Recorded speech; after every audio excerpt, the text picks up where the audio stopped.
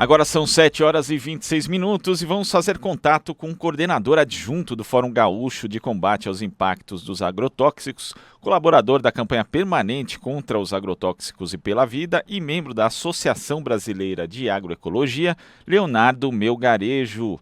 Bom dia, Leonardo. Bom dia. Bom dia aos ouvintes da TVT, do Jornal Brasil Atual. Prazer estar aqui com vocês. O prazer é nosso. Leonardo, no final do ano passado, a Comissão Técnica Nacional de Biossegurança, a CTN-Bio, ela publicou uma resolução normativa 24, que, na prática, ela tenta agilizar a aprovação para uso comercial de organismos geneticamente modificados. E foi algo ali feito, no fim do ano, um pouco na calada da noite. Como é que você viu a publicação dessa resolução? Ela é surpreendente por vários motivos. Primeiro, porque ela facilita algo que já é extremamente facilitado. Você percebe que todos os pedidos de deliberação comercial encaminhados para a CTN-Bio até agora foram aprovados. E foram aprovados com normas que permitem que exista um questionamento futuro dessas aprovações. Com essa mudança, com a RN 24, eles passam a vassoura nos problemas que ficaram para o passado. Eles legalizam aprovações que foram realizadas sem levar em conta estudos que eram cobrados pelos membros da CTN-Bio da minoria. O fato dessa aprovação ter acontecido em dezembro é comum. Via de regra, no final do ano, antes do recesso da CTN-Bio, se aprovam deliberações dessa natureza que provocariam uma grande discussão na sociedade. Então, com o Natal e com o recesso de janeiro, isso tende a cair no esquecimento.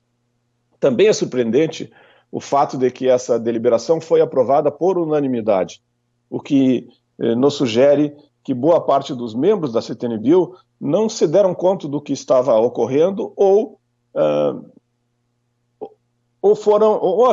tinham, de fato, convicção de que seria conveniente para o Brasil facilitar ainda mais essas decisões. Por exemplo, estou me estendendo na argumentação, mas uma das coisas que a CTN-Bio aprova nesse momento é a ideia de que eventos semelhantes aprovados em outros lugares do mundo poderiam ser aprovados com avaliação mais simplificada ainda no Brasil.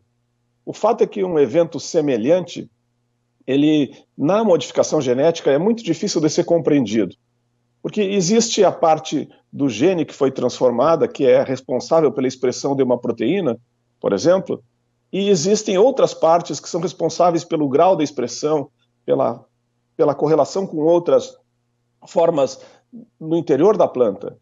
E se essa semelhança justificaria a ausência de análise simplificada, por que a mesma diferença justificaria a patente, entende? Eles dizem assim, é tão semelhante que não precisamos fazer estudos aprofundados. E esquecem que, de fato, se trata de algo tão diferente que justifica uma patente nova. É tão diferente que é apresentada como um invento. E, ao mesmo tempo, essa nova norma da CTN-Bio diz que pode ser tão semelhante que dispensa estudos aprofundados. Isso nos parece muito alarmante e os membros da CTN-Bio que aprovaram por unanimidade talvez não estivessem. Talvez os representantes do Ministério da Saúde, por exemplo, não estivessem presentes nessa reunião, por isso a unanimidade. Suspeito eu. Sem dúvida, se o Ministério do Desenvolvimento Agrário ainda existisse e estivesse participando da CTN-Bio, essa unanimidade não ocorreria nessa decisão. Agora, Leonardo, entre os pontos aqui da resolução está os estudos a serem feitos para comprovar o nível de risco associado a um determinado produto comercial, eles vão ser realizados pelas próprias empresas que pretendem colocá-los no mercado. Quer dizer, a gente pode dizer, grosso modo, que é a raposa tomando conta do galinheiro?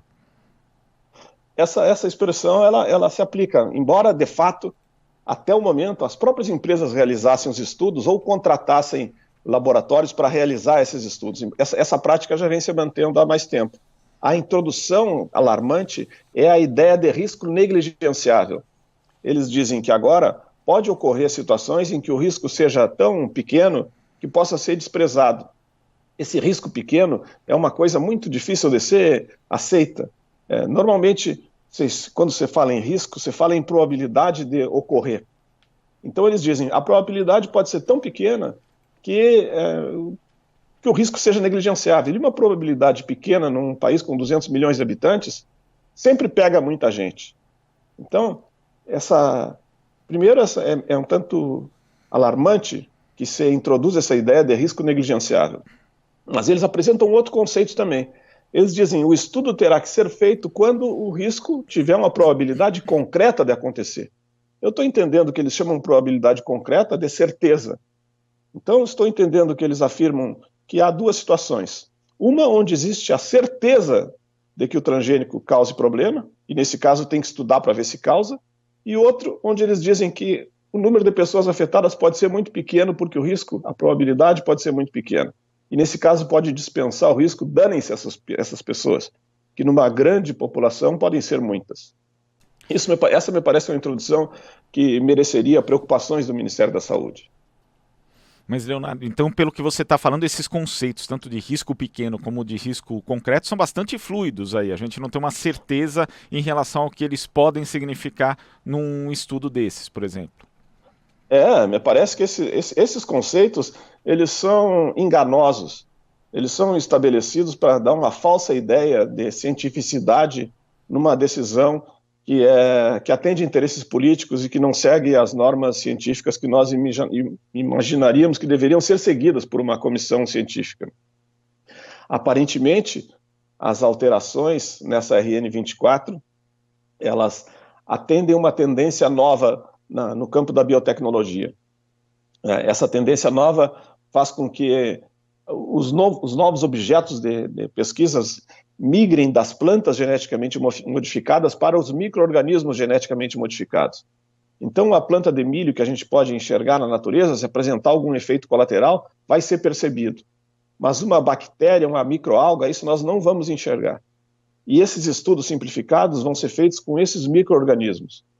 Essa dispensa de análise de risco, essas mudanças vão se aplicar principalmente a essas novas gerações de transgênicos, que vão envolver esses micro-organismos e que vão envolver circunstâncias de risco que a sociedade não vai ter condições de perceber, como perceberia em plantas. Eles vão dispensar de risco algo que nós não vamos ter condições de enxergar com olhos nus no campo, como enxergaríamos com as plantas na fase anterior. E as análises de riscos que foram dispensadas são basicamente aquelas com impacto sobre a saúde. Antes, por exemplo, era obrigatório avaliar um animal que consumisse uma planta, um grão transgênico, durante 2 gerações, pelo menos. A hipótese aí é de que um indivíduo adulto, como os nossos ouvintes, tem o seu sistema imunológico bem definido, bem desenvolvido e pode resistir a impactos. Mas um ser em formação, um feto, um bebê, tem esses sistemas imunológicos em processo de formação. E nessa circunstância eles são mais frágeis, eles são sujeitos a risco. Por isso, na norma anterior era necessário, era solicitado que se avaliassem animais em gestação. E nessa nova norma isso desaparece. Os estudos serão feitos de forma simplificada. Eles chamam, e simplificada quer dizer mais tênue, mais frágil, menos robusta, menos informativa. Quer dizer, na prática, quando a gente vê justamente esses organismos, essa tecnologia dos organismos geneticamente modificados aplicados a esses micro-organismos que você menciona, Leonardo, fica muito mais difícil de mensurar os riscos associados a eles. Mas, ao invés de, na verdade, aprimorar ainda mais, sofisticar justamente essa fiscalização, essa detecção desses possíveis riscos, a CTN-Bio está fazendo o contrário, quer dizer, está tornando mais simples um processo que deveria ser muito mais aprimorado nesse caso. Exatamente isso, exatamente isso. Eles estão preparando a nova geração de micro-organismos que vão ser modificados e dispensando esses micro-organismos de estudos que antes eram necessários. Mas essa dispensa vai valer também para plantas, vai valer também para animais, vai valer também para insetos. Nessa mudança da legislação, eles estão cobrindo todo o espectro de organismos geneticamente modificados. Eu me referi aos micro-organismos porque é uma tendência de avanço nesse campo, mas as outras áreas não vão deixar de serem trabalhadas. Apenas pelo fato de que a sucessão de gerações dos micro-organismos ser muito rápida, há uma corrida nesse campo.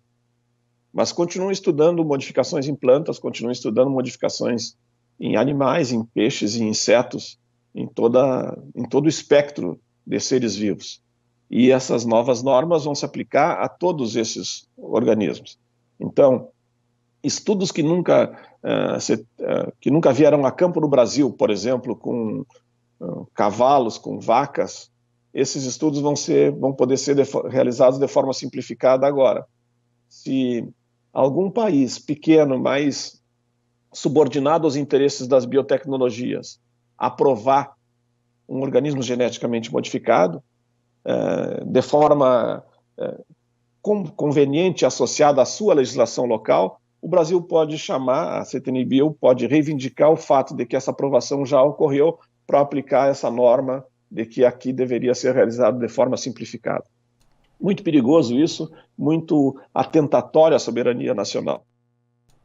Agora, Leonardo, outros países, né, boa parte deles, pelo menos, adota legislações muito mais rigorosas em relação aos organismos geneticamente modificados. A gente tem, por exemplo, na União Europeia, não se permite o uso direto por seres humanos de produtos que tenham sido geneticamente modificados. O Brasil, mais uma vez, vai na contramão do que boa parte do mundo acaba adotando. Os países onde a legislação protetiva aos direitos humanos e à saúde é mais rigorosa, é mais consciente com relação aos direitos humanos, possui legislação mais estruturada, mais segura. E países onde isso é menos respeitado, como o Brasil, como o Paraguai, como a China, corre-se o risco de que as aprovações andem na frente do conhecimento sobre os riscos que essa aprovação pode aplicar. E a possibilidade de que o Brasil, ao invés de seguir o exemplo dos países mais desenvolvidos e mais preocupados com os direitos humanos, se apoie em decisões já tomadas em outros países onde essas questões são consideradas menos relevantes do que os interesses econômicos e de disputa geopolítica. Leonardo, a situação é complicada. Não, eu estou vendo, né, que é muito mais complicado ainda do que pode parecer à primeira vista, porque não afeta só a questão da agricultura, afeta, como você falou, essa nova frente de biotecnologia, né, relacionada a micro-organismos que a gente vai saber os efeitos deles na prática no futuro, ou seja, é um jogo muito arriscado, um jogo que, né, com a saúde humana, que não deveria ser justamente alvo de qualquer tipo de jogo. Eles ainda afirmam nesse texto, eu não estou com ele na frente agora, mas em um determinado momento eles falam que o risco negligenciável é aquele que tem probabilidade pequena de acontecer durante o tempo de uso do organismo geneticamente modificado. E o tempo de uso do organismo geneticamente modificado, que significa o período em que ele é comercialmente interessante, pode ser 5 anos. No entanto, uma vez liberado esse organismo no mundo, ele pode permanecer, é um ser vivo, ele pode permanecer em contato conosco durante 200, 300 anos. E a avaliação de risco se restringe a esse período em que ele é um produto de interesse comercial, em que a validade dele se mantém. Vou dar um exemplo. A primeira soja transgênica geneticamente modificada, a soja RR, resistente ao glifosato, ela não está mais no mercado, porque o número de plantas resistentes ao glifosato é tão grande, explodiu de forma populacional de maneira tão intensa, que foram necessários lançamentos de outras variedades de soja tolerantes a fórmulas de glifosato mais poderosas do que a anterior. Então, nós temos novas variedades de produtos no mercado, transgênicos, de soja, de milho, de algodão, que substituem aqueles primeiros que já saíram do mercado. Mas é possível ainda encontrar sementes daquela soja, é possível ainda encontrar combinações daqueles transgênicos com outras plantas. O pólen do milho transgênico está presente no milho dos agricultores, no milho dos indígenas, no milho dos quilombolas, no milho de populações que não compraram as sementes transgênicas, que não querem adotar essa tecnologia, mas que, por contaminação gênica, por fluxo gênico, pela presença do pólen, terminam carregando aquelas características. E o risco associado a essa transfusão de características de plantas que foram geneticamente modificadas e que foram comercializadas durante um período está presente ainda hoje vai estar presente durante muito tempo nessas lavouras de pessoas que não compraram a tecnologia. Mas o risco negligenciável deixou de valer para eles, porque a validade é apenas durante o período de comercialização, durante o período de uso da tecnologia. Ela já foi substituída por outra, então eu entendo pela leitura da lei que isso dispensa os comerciantes, dispensa os fabricantes, dispensa os promotores da tecnologia das consequências desse uso. Porque o risco era negligenciável até aquele período e depois disso deixa de valer a preocupação. Essa RN 24 mereceria um debate público. Seria interessante verificar como as pessoas que votaram pela sua aprovação resistiriam a uma crítica mais objetiva à luz da sociedade, e não dessa forma que ocorreu, onde nós ficamos sabendo no ano seguinte que a aprovação tinha sido dada, e por unanimidade, o que constrange muito o Ministério da Saúde. Mas nós vamos tentar fazer esse debate, pelo menos aqui, pelo Jornal Brasil Atual, porque, como você mencionou, Leonardo, são mudanças muito significativas e que podem comprometer a saúde dos brasileiros. Leonardo, muito obrigado pela sua participação e até a próxima.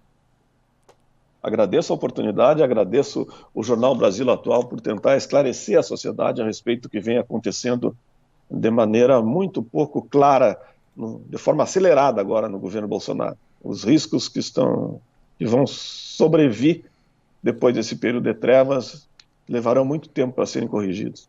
Obrigado pela oportunidade, grande abraço a todos e todas. A gente que agradece. Abraço. Conversamos aqui com o coordenador adjunto do Fórum Gaúcho de Combate aos Impactos dos Agrotóxicos, colaborador da campanha permanente contra os agrotóxicos e pela vida, integrante da Associação Brasileira de Agroecologia, Leonardo Melgarejo.